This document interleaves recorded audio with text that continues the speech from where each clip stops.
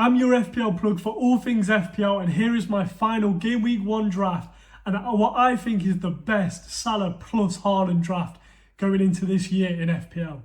And yes, this is my first ever YouTube video, so if you do like it, at the end of the video, please do drop me a like and a subscribe if you enjoy the content.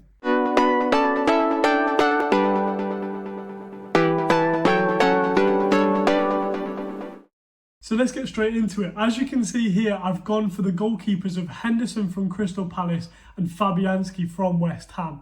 I think Henderson is my number one pick in that £4.5 million sort of range for goalkeepers. Yes, Flecken's a good option, but I feel like Crystal Palace's fixtures are way better.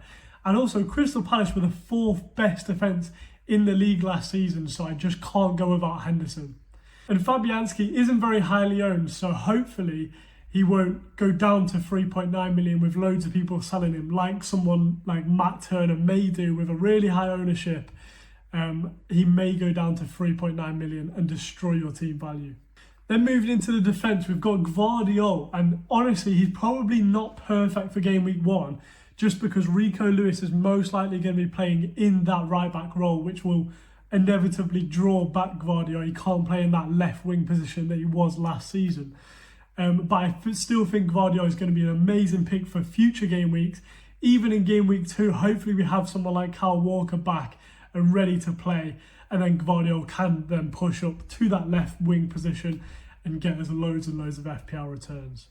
And just alongside him, I've gone with Gabriel. You could easily go with Saliba here, but I feel like Gabriel, he's still nailed on. Some people might think that Calafiori is going to come in and knock Gabriel off that number 2, I guess, slot for centre-back. However, I don't think that's going to happen. Calafiori most likely would play left-back or right-back. Obviously not right-back with Ben White being fit. So I think Gabriel should be fine minutes-wise, and also has a great... and also he has a much more attacking return sort of availability than Saliba does. Even though Saliba is slightly better for bonus points, defenders in general this season aren't going to be good for bonus points. And then I've gone for the rotation basically of Robertson, Barco and Harwood-Bellis. I will go into the other two 4 million midfielders in a second, but Robertson I think has amazing fixtures, and also he's quite attacking in that Fulham team. And he's never come out of my draft, to be honest. He also rotates really well with Barco and Harwood-Bellis. You'll mainly be playing Robertson with Gvardiol and Saliba. However, Barco can play this week against Everton, who are notoriously not very good going forwards. So hopefully Barco does start. I know that Brighton are looking to or have already signed another left-back/right-back. So hopefully Barco will start, but we'll wait and see.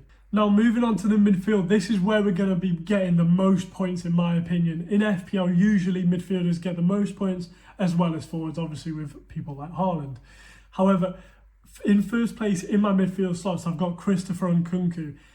Arguably the best 6.5 million midfielder, and he has pretty good fixtures, and he's been playing quite well in pre-season, but I do have my doubts. My doubts are that Nkunku's fixtures look good on paper other than Game Week 1. However, with the obviously the Man City fixture is not good at all for a midfielder really. Wolves is okay, I would say, but then Crystal Palace, again, like I said with Henderson, were the 4th best defence last season.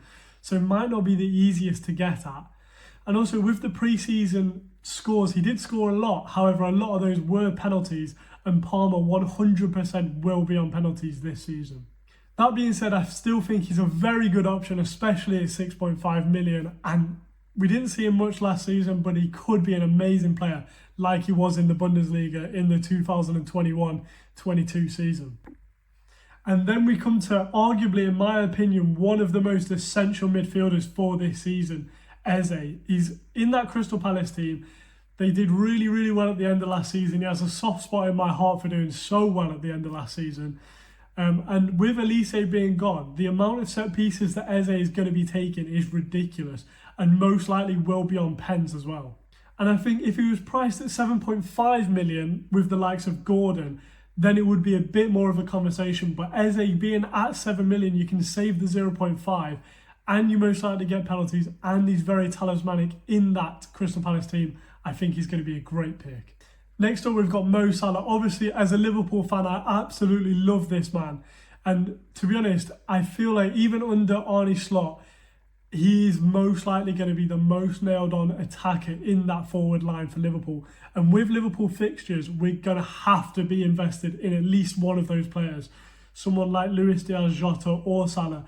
And in my opinion, the safest and also the best, because he is on the penalties, option into that midfield is Salah. Even though he is very, very expensive, I feel like he just will be worth it. And then, obviously, with having Salah and Haaland in my team, you do have to make some sacrifices. And I think 5.5 million Emil Smith-Rowe this season is going to be an absolutely amazing pick. There are some good 5.5 million players, like Minte for Brighton, for example, and also 5 million players like Rodgers. But I think Emil Smith-Rowe will do very well this year and probably is underpriced for a 90 minutes man. Obviously, he won't get 90 minutes in the first couple of games, but I think as he builds his fitness, he will be getting 90 minutes. And then someone that's obviously very, very cheap, but in my opinion, a little bit underrated, Harry Winks for Leicester. Yes, he is 4.5 million, so he's not going to be the most standout player ever. But for that value, you're getting a very, very nailed on player that is also a very good player. A bit like Emil Smith-Rowe, he's come from a very good team in Spurs to a slightly lesser team, and hopefully will be able to thrive and maybe get a few assists. I'm not expecting too many attacking returns from him, but I feel like he's an okay pick, especially at that 4.5 million price point. And finally, we're coming to the attack. I'm going to start off with the main man, Haaland. You all know he's in my draft. And the reason why I still want this man, even though he's at £15 million this year, which is absolutely ludicrous, is because he is that talisman in the Man City team on penalties. Alvarez has now gone, so he's going to be even more talismanic and probably won't ever be brought off, really.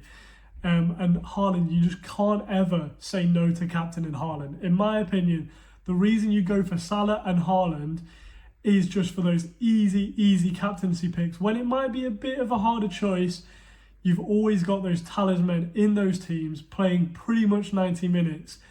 So you're going to be able to get points there. And also, for what it's worth, in my opinion, I'd probably drop Salah before I drop Haaland. I feel like he's so nailed on and so talismanic. He's always going to get those points in that Man City team that I would not want to go without him. But moving on to the second striker that I've got, and I've got Solanke. This one is a little bit more risky because obviously Solanke's moving from Bournemouth to Spurs. However, I think he's just going to get more actual non-penalty XG, so bigger chances created for him with the players like Son and Maddison around him, that he's going to be a much better pick than when he was in Brighton and in Bournemouth, and he was a great pick even at Bournemouth. In my opinion, Son probably stays on penalties still. However, Solanke does have a better conversion rate than Son.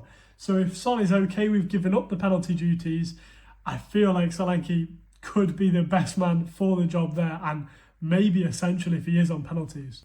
But speaking of essential, my final pick in my team, Alexander Isak. He is the most essential person that I could tell you in my FPL team. He's quite talismanic in that Newcastle team. Obviously, the wingers do play a role in that Newcastle team a little bit more than other teams. But Isak is a great football player and also has penalties in that Newcastle team.